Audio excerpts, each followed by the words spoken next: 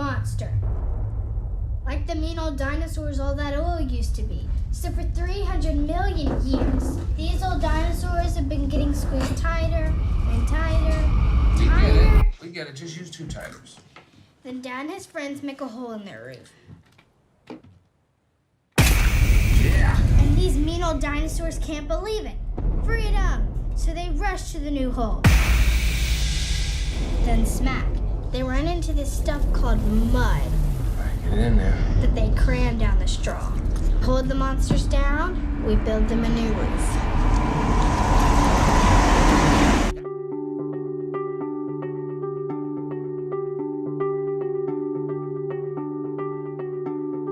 Hello and welcome to another in our podcast series, Conversations with Sound Artists. This is a co-production of the Dolby Institute and the SoundWorks Collection. And I am thrilled to have joining us today Renée Tondelli, who is nominated. Renee, this is your first Academy Award nomination? Correct, yeah. Wonderful, wonderful. Well, Renee is nominated along with Wylie Stateman for Best Achievement in Sound Editing for Peter Berg's film Deepwater Horizon. So Renee, thank you so much for taking some time and joining us today to talk about the film.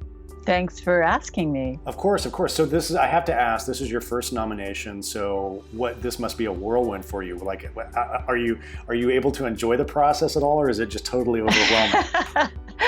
One of my girlfriends said it's like being married 4 times in 1 week. You know, because we also got a BAFTA nomination, so and that's tomorrow. So it's scary and it's exciting, but you know, I remember when my friend called me up and he said, "What are you sleeping for? Get up. You just got nominated." It was like, what? So it's a little, it's amazing, but it's also scary. Well, I'm sure it's overwhelming too. So I always like to ask, like, how did you find out? Who told you? Or were you watching online and frantically refreshing? No, not at all. I was sound asleep. And Brandon Spencer, who is our dialogue supervisor on film, called me up and said, "Dude, are you sleeping?" I went away. Yeah, get up. So that's how I found out. And I think that was 7:30 or something. So first time nomination, very exciting. But you've been working with Wiley for a while, right? So tell me a little bit about your background and how you came to be a sound editor. You've been focused more on the dialogue and ADR side, if I'm not mistaken. Is that right? Right. Correct. Yeah. Well, my father was a jazz musician, and I have 10 brothers and sisters. So we always had music in the house, and we either played an instrument, sang, or danced. There was always just this vocal quality to our lives, you know.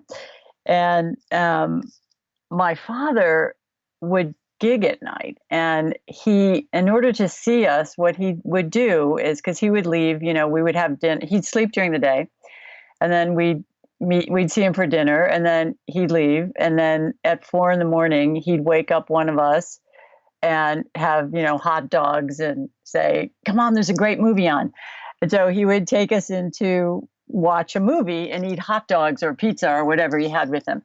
So I was the one that really loved watching the movies. So he would come to me a lot, and that was sort of the beginning of my love affair with movies. So that's what I did. And then when I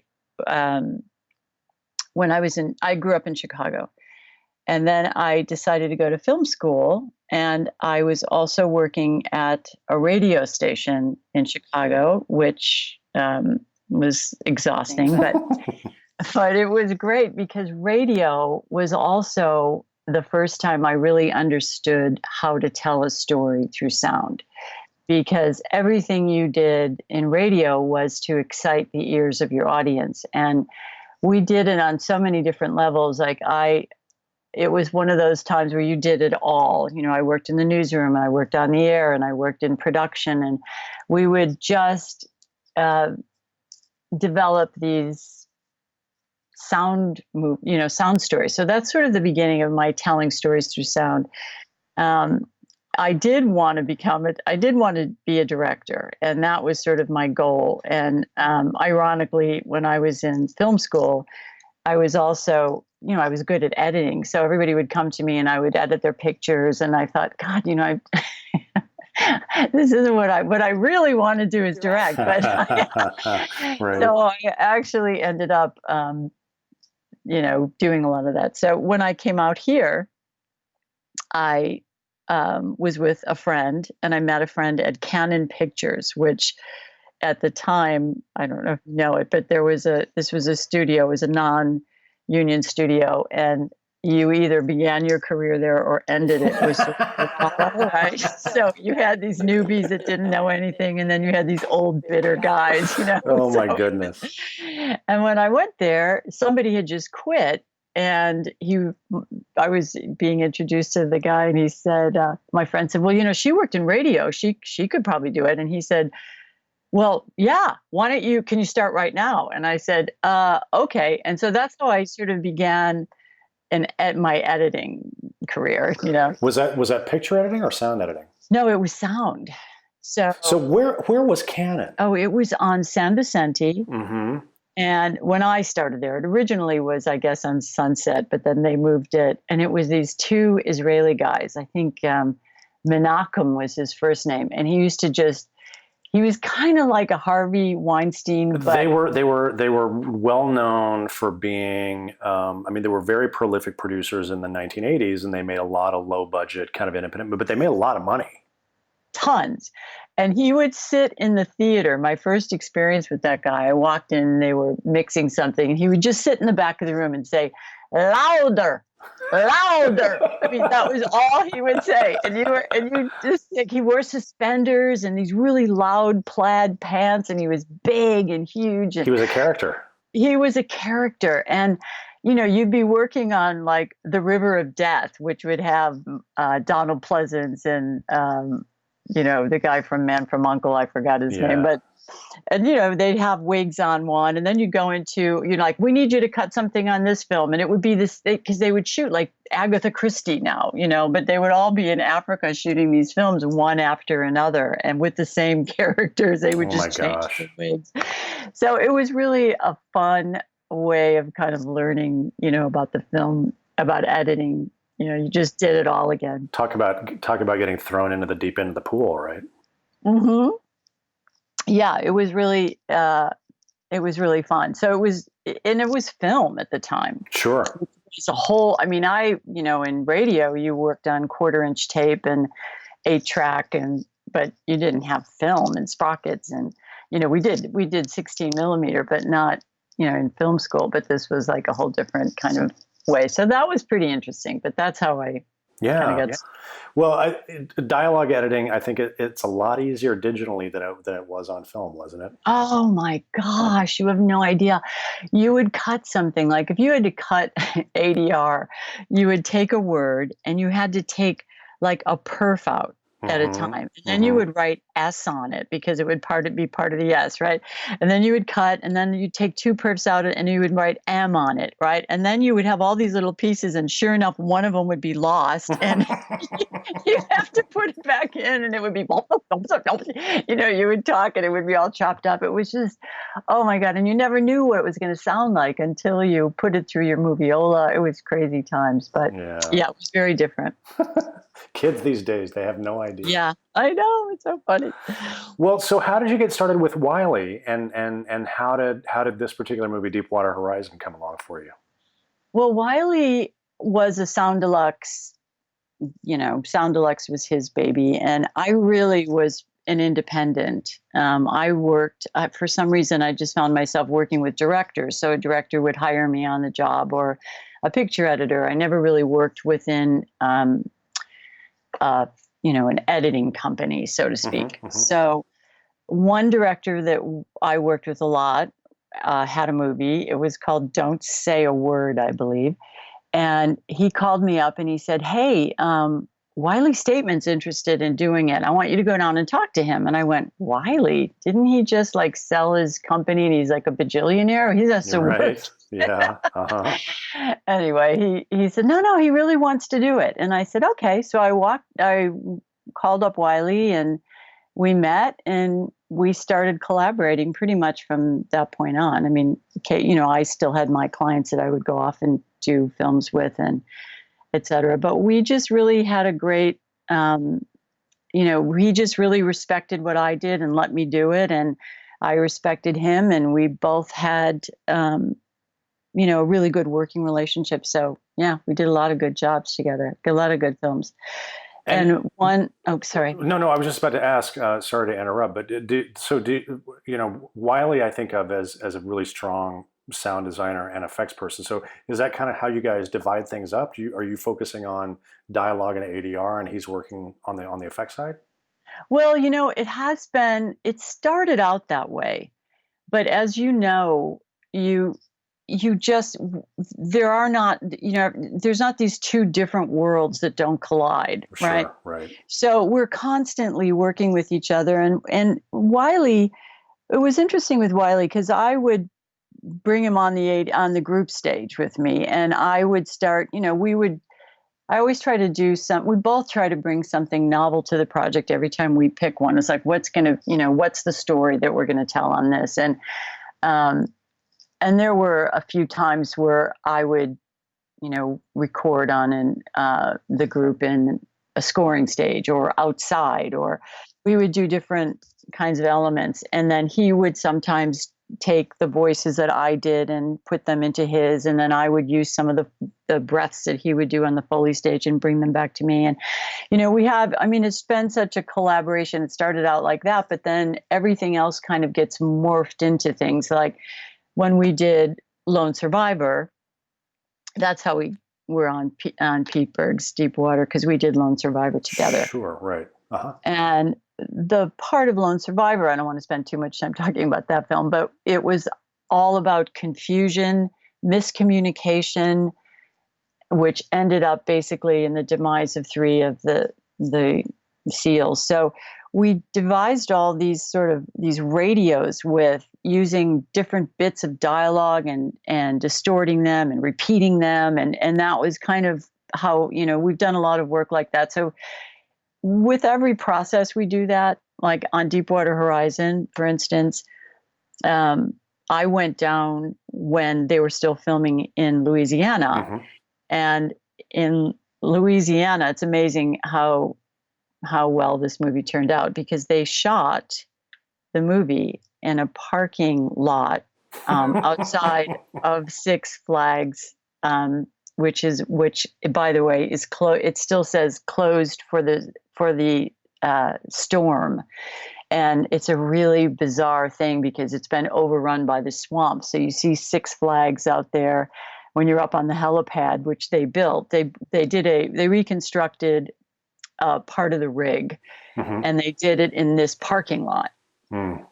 And so there was that element. That was where the helipad and the long shot of the rig was. And was that flooded? Was it a tank, or was the water all CG? Tank. Okay. No, it was definitely a tank that surrounded. The water was pretty much CGI too, but this was built in a tank, and the tank was about, 8 feet tall. And I remember leaning over it and looking at the producer and talking to her and saying, gosh, how much water did they have to fill? Because of course I was coming from California, where we're having a water shortage. Yeah. Yeah. She looked at me and said, we don't really have a water problem down here, Renee. Yeah. And I was like, oh yeah, of course. So, there was so the tank was there, and that was one element. And the mud room was there, which was another set, completely different in another building. But the actual drill shack and the bridge and the Bankston Bridge, all of those were in a Save-A-Lot grocery, one of those big stores that are giant, sure, that went empty, that went bankrupt or something. And so they built a lot of sets there. All of the accommodations were in there, and the bridges were shot in there. And then the actual drill shack and rig floor was shot in the parking lot outside of that. So basically this is what we had. We had no movable or workable pieces of equipment from an oil rig that just didn't exist. Right. They were all just sets. But I went down there, and the thing about Pete Berg that's interesting and I like about him is that he is all about veracity. So everything has to be very real. He hired as extras, and many of the speaking characters in the movie, the background characters, were all real oil rig workers. They either work on rigs. They were the Bankston captain was really a captain of a ship. The helicopter pilot was really a helicopter pilot. They were the Coast Guard was actual real Coast Guard. So everything they had was real, and I knew that. For instance, the other thing about the rig is that it's 26 stories. The real Deepwater. It's massive. It's massive. It's huge. Massive, yeah. Right. So, and in that structure and kind of world, because it took him like an hour and a half to get out there in a helicopter. It's way out in the middle of the ocean with nothing around except for the Bankston, which is their supply ship that stays. Right. And so that ship or the rig, it's actually a ship because it's on pontoons and it's constantly being scoped and driven over this 9-inch hole. I mean, it's crazy. Well, that was one of the things that surprised me when I watched the film. Was I just always thought that these were deep sea drilling rigs that were somehow anchored to the sea floor, but that's not. They're actually ships, which is amazing. Well, this one was, yes, because it's 5,000 feet down into the ocean. It's one of the deepest wells ever. Down. It's like in a huge mountain, inverse mountain. It's 5,000 feet down. So. That in order to do that, you had to have it on pontoons. But in this rig, there is constant movement. It's in action. Nobody goes to sleep. Like you sleep in shifts. It's kind of like reminds me of being in radio. It always is on. Mm-hmm. So it's not like, okay, let's go home. And so and nobody knows what's going on. Nobody knows where anybody is. You only know what's happening in your own little area. Interesting. Right? Yeah. Because you can't really see anything. So the ship is constantly talking. It's constantly having these character developments. Like each room that we went to, we created its own environment. Because that was the important part about this too, is that you needed to create silence and then the appropriate amount when you need to really hear something, but you also had to have that, negative, positive, oral capacity going all the time. But so in order to do that, the first thing I did was go down and record all of these guys I brought, my recording rig, and because you couldn't use a lot of the production. I mean, we did use, but boy, it was nasty because there was always a generator and, something going on. But so we went down there and I took all these guys. There were probably 14 or 15 of them. And I brought them to each area of to the drill shack and then to the oil rig floor and then out to, outside for, because those things were actually outside sets. So, recording dialogue outside for an outside experience is the best way to go. Sure, I mean, there's just no way you really can, you just don't get that quality. And then we had these guys, I mean, I was down there for 4 or 5 days and we had them do exactly what they do on a rig, and at first they were really frozen, but then after a while, they really, not too long, couple of minutes, got into it. So they were using all of their jargon because that was the other thing when I started. I was given a Bible on, what actually happened that day because it was a series of events. And also a dictionary, which was completely different language, right?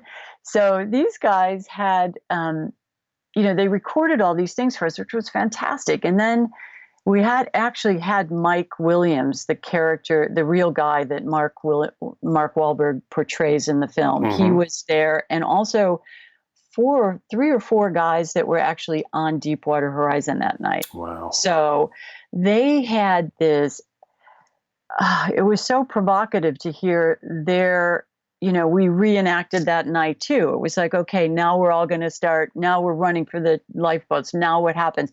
And they all, each one of them were doing these lines for me that were so chilling because they really came back to that moment where you really couldn't get that from a loop group, or you couldn't get that kind of quality from, an actor. I mean, it really needed. But yeah, I hear that, and I think, well, you must have a great talent, or you've developed a skill for working with non-professional actors, because this is, usually, as you point out, usually when you like stick a microphone into somebody's face, it's not a professional, they just freeze up. So they must have, you must have made them feel calm and ready to do this in some way.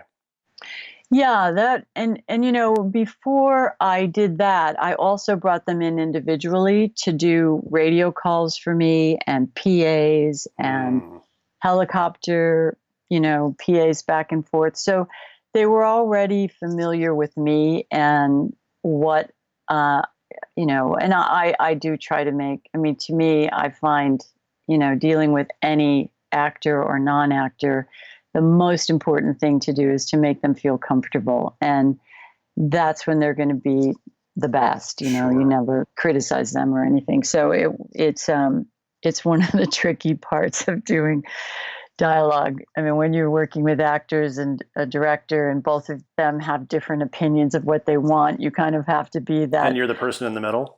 Yeah, you have to be Solomon. So you have to explain it to the actor in a way where he feels like he's getting what he wants, but I know the director is getting what he wants. So there's a win-win. It's not. There's a lot of psychology to it. But with these guys, it wasn't. They were very. I was really appreciative of them because I knew what I was getting. It was gold.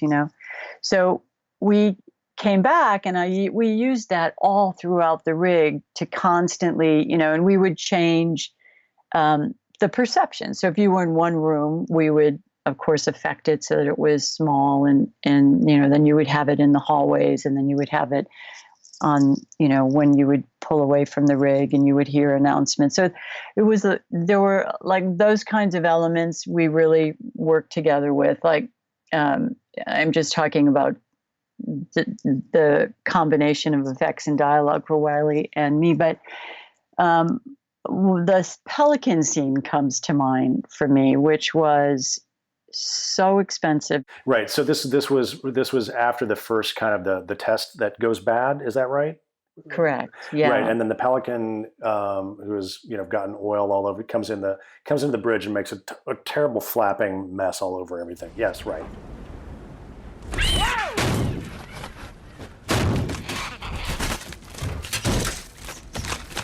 Look out! Look out!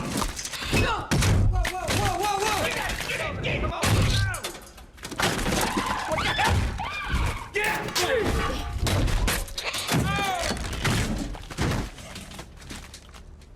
So that was a very expensive CGI scene. And every time it played, they didn't really, it just wasn't playing right. Nobody was, no, it's not there quite. So I sat in with with our Foley editor, and Wiley had done some wonderful sounds for it, those wet, oily wings. I mean, he really had, he's a genius in the Foley stage. He really comes up with very unique things. And working with Gary Hackard is, he's a master too. So the two of them go in there and cook up in their laboratory all kinds of stuff. And so they had this, and we just dug through it. But I realized the element that was really missing from this pelican was the vocals that made you, because nobody was feeling anything for this pelican, right? We were like, why are we not connecting to this pelican? So I did not a lot, but I got a horse delivering a colt. You're talking about pelican vocals. No, I'm talking about using other animal vocals because the pelican doesn't make any sound apparently. Right, but you're talking about that's what you're faking. You're trying to make that's right because it's a CG pelican and it's not really landing emotionally until you put some distressed vocals in there to kind of So we helped that, and we eliminated a lot of the that was the thing, is that there were a lot of these wing flaps and things. So I started pulling out the sounds from that and only putting in, kind of the choice bits. And then we reconstructed that. So that scene actually ended up playing quite well once we got that. But it was sort of, creating life out of that CGI pelican, which is. It's so funny that you say that, because of course, now that you say that, and I think about it, if I thought about it for 2 seconds, of course, you can't take a live pelican and cover it with oil and throw it into a set and make it flap around, because that's a horrible thing to do. So of course it was a CG, but you just don't think. I mean, it's a testament to the magic that you guys were able to pull off. That I didn't even notice that scene was a difficult thing to pull off. Yeah, it was, and it was so expensive. You can imagine. So they were like, this thing's got to work. It's not coming out. We got to make this thing work. So we did. But I mean, basically there's so many collaborative things that we end up doing. Yeah. It's really not a line drawn, Of course. Well, I wanted to ask you, about the quality of the production tracks, because as you described that, building the rig on a parking lot next to the abandoned Six Flags, and and obviously you're not 5 miles out at ocean, so I'm sure that there were airplanes going overhead. So these were not sound tight environments by any stretch, and obviously lots of pyrotechnics going off. Yep. And machinery and all that kind of stuff. So was this a pretty heavy ADR film? Did you have to revoice a lot of stuff in post production?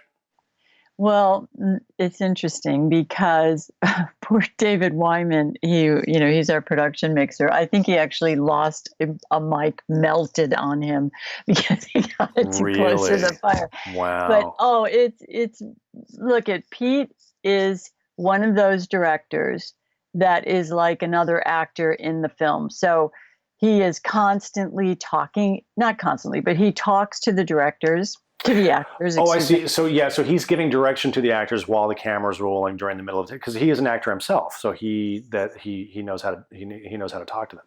Yeah, and he changes lines and gives them new lines, and I mean, it's kind of brilliant when you really listen to what he does. It's he's very involved in the scene, and at times, sometimes he would throw something and you'd be like, what was that? And that was to get the actor to jolt the actor. To give him a startle. Yeah. Right. So, but having said all that. That makes your production tracks a little bit of a mess, doesn't it? Oh my gosh, it's a total mess. And he also is somebody that doesn't say, okay, cut, take 2, right? It's just keep rolling. All right, you come on in here. You look like and say this, and so the whole take goes on and on and on. So you have this massive amount of material that comes in. Right. And it's never, the same word is often never repeated, and it's often never repeated in the same way. So it was very tricky production to cut. But having said all that, Pete hates ADR. So you earn your pay when you're working on a Pete Berg movie, don't you? Oh my God, there is no, there's some noise on it. I mean, first of all, Wiley and I really talked about this, and it was really Wiley's idea to make it more of a documentary feel. So because it was messy, it lent itself to this, and it was fortunately, that was the road we were taking. But it was we made it messy. So, like the helicopter scene, when they first land and get on the rig and they land on the heliport, he had the helicopter going the whole time. And then he did a take where the helicopter was off and they did their lines. But because there were 3 actors in there and there were 2 guys that were not actors, right? Mm-hmm. So the actors all knew to shout really loud when, Sure. to pretend like the helicopter was still on. But the other guys would The other talk. guys, they didn't know that. Yeah. Yeah, so they were just talking like this. So, and of course they were on camera, and it was just, and Pete was like, "No, I don't want any ADR," and you'd have to, "Please, can we do this?" So I finally started to get words in. I would sneak a word here or there because you would want to hear you. That's sort of how you cut with Pete. It's like, okay, what's the important word here? Not every word is important, right? What are you trying? What's the story? What's the meaning of this scene? What are you trying to get out? What are we trying to say? Well, it's actually really interesting that you say that, because one of the things that I think I found kind of frustrating about the movie at the beginning. You talked you talked previously about having a dictionary and the jargon that these guys on the oil rig use.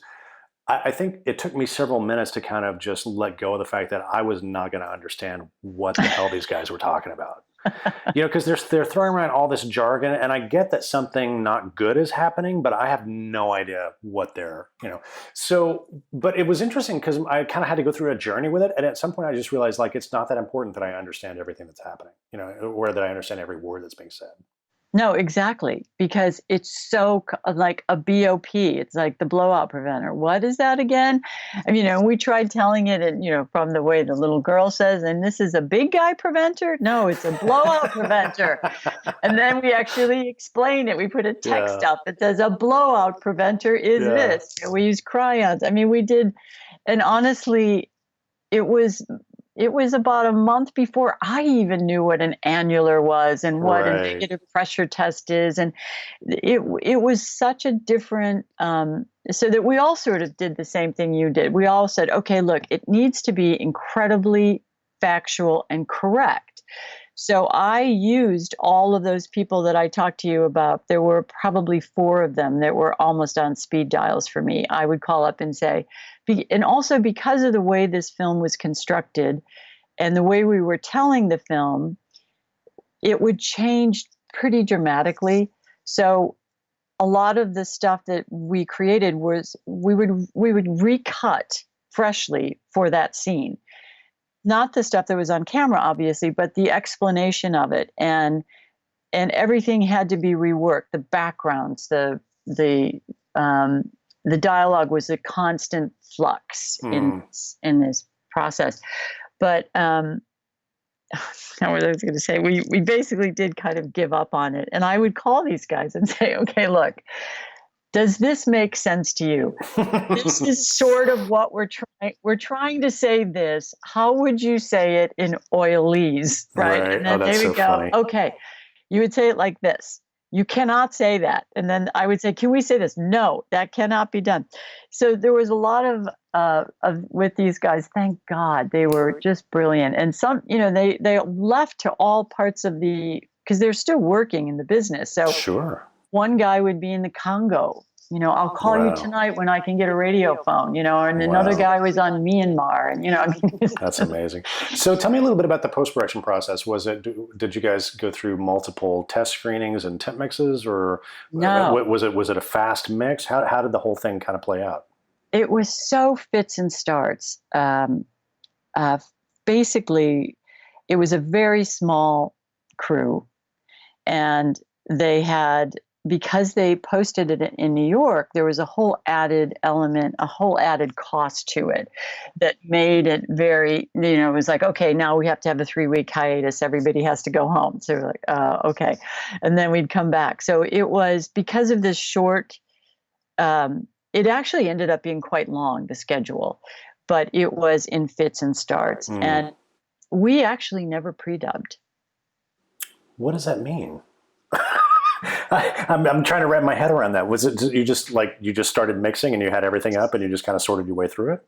Well, I've never done this before, but what happened was we got there and they said, okay, we're going to do a temp mix in 4 weeks or something. I was like, what? So, and at that point I just showed up and the film was in total chop suey, like everything that had been cut, now forget it, throw it out, recut it. And so we did that, and put together as fast as we could. Wylie and I showed up and we're like, okay, let's just do this. You do this. And we were just working as fast as we possibly could. Dror Mohar was our sound designer on location in New York. And he started early, and he was great because he worked with Pete and Colby. Pete is the director, and Colby Parker is the picture editor, along with Gabe. And he would feed them, they would get a scene because it's all CGI, right? So they'd get this scene, and then it was like, oh, now we need to put some sound to this because it doesn't really make sense. And then Dror would do a lot of that, do a lot of the early design and then the continued design. And we ended up, I'll get to that in a minute. But basically what we did, so we had this film that we just sort of put together as fast as we could. And we did this temp dub. And the temp dub. And usually for people who may not be familiar, you do a temp dub because you need to go out and you need to do a screening or a studio screening or a test screening or whatever. But you can't just you have to kind of put the sound together in a rough fashion. Exactly. And the dialogue was a real rough fashion. Everything was in this part. And then we had Mike Presswood Smith, who I think he sat in London for like 3 days with the dialogue tracks and tried to make some sense out of it.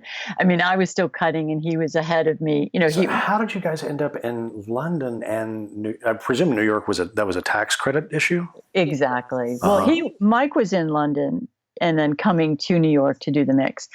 But we ended up, I would cut a reel and send it to him and say, see what you can do because we're going to have no time to pre-dub, which we didn't. So the entire time, the dialogue was a virtual mix, meaning, it was never into any pre-dub, which is very common now. Yeah. But we had no stems. So we just basically had this virtual mix that would go. So the dialogue just stayed in Pro Tools the whole time? The whole time. And Dror, because he had so many elements, actually did mix downs of groups for him, and then we brought those to the stage, and then wrangled that into this mix. So it was a Mr. Toad's wild ride. I mean, and the whole time, a new VFX. It's like, wow, there's a whole nother explosion. Right. So it was excuse me, there was always some new VFX coming up our way. So so we didn't pre-dub. That's ever. amazing. That's amazing. So then we came back and we kept cutting and cutting and cutting and editing and adding. And Wiley went back and did some work with Harry Cohen, who is a brilliant sound designer. He's a great sound designer. Yes, absolutely. Yeah. Amazing. And Harry did a lot of the fire that just ate through the film and into the theater. He was just... Yeah, it's very powerful. Amazing. Very powerful. There's some really wonderful sound design moments that I was particularly struck by. There are a lot of shots. Throughout the film, but especially in the first third, that kind of follow the pipeline down to the seabed floor, and you kind of get this sense almost that everybody presumably who's watching the movie knows a little bit about what happened. They know that something bad is going to happen, but there's all these wonderful sound design elements that make that ocean floor and that environment down there almost seem like it's pulsing and it's a live thing down there.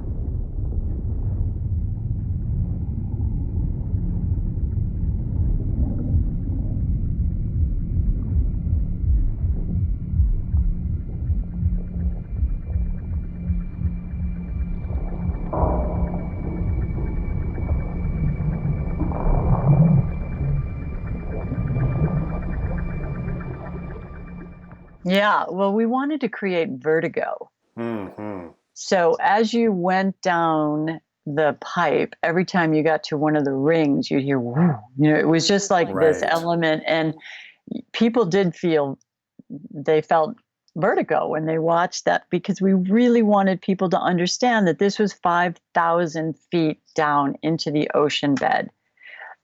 And the pressure is just immense, I'm sure.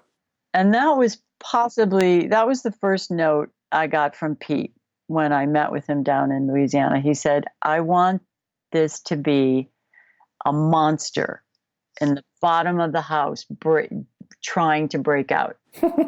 A monster in the basement is how we put it. Right. Oh, that's great. That's great. So, and Wylie kind of steered him in another way. He wanted it to be loud and, scary down there. And Wylie said, it was actually really kind of brilliant. He said, you need to create this quiet, scary kind of monster that, it's that Alfred Hitchcock, you don't know what's happening behind the door. You kind of walk towards it and it's scary. It's anticipation. Yeah. You know it's coming. Yeah. So Wylie really convinced him to do it in another way, which also allowed us to create these two different worlds, because that's really what it was. There was the below the ocean, which actually was quite calm. It wasn't even the night of the Deepwater, of the explosion. It was a very calm night. Interesting. And the upper part was the action, creative and excitable civilization that was going on there. And then below was, like you were saying, it was this sort of bigger than everybody element. And we were able to do that through, reverbs and sounds and we used the ROV voices down there. Then they got more and more distorted as the ROV, which is the remote operated vehicle that checks out the pipe. The guys were actually up on the rig and they were looking down and sending this ROV down, up and down to see it. But because we were going with the ROV perspective, we decided to make that this distorted, hard to hear. What was that? The farther you got down. So you started to feel like you were really lost down there and you were alone. Well, I think, a lot of people, when you say Academy Award nomination for sound and Deepwater Horizon, it's you kind of, your mind immediately goes to, the explosion and the fire and all the chaos of the night when it all, came down and all the horrible things that happened on the rig, which is obviously, it's a tour de force of sound design and editorial. But I got to say, like, one of my favorite sequences in the film from a sound storytelling perspective was what happened shortly after that. There's that wonderful sequence when the guys and women are coming off of the rig, and I guess BP is putting them up at a hotel. Oh, yeah. And they're arriving at the hotel, and some of them are getting kind of angrily confronted by families who don't have any news about whether their loved ones have survived. And they're obviously having a very emotional moment because they're seeing their loved ones for the first time. And I wanted you just to kind of describe a little bit about the use of sound and that particular sequence, and it was, I thought it was just beautiful storytelling.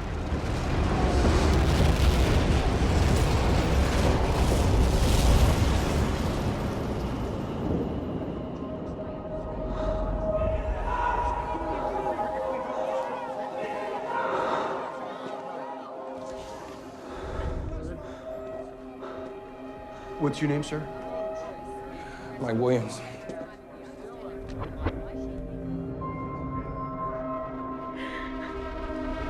You just need to get some rest, and when you do, after you're done, you talk to me.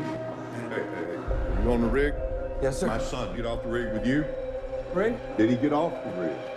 I don't know if he made it. Where is my son? Where is my son?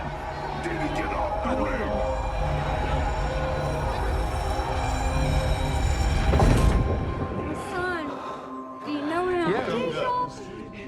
Somebody better tell me something up in this.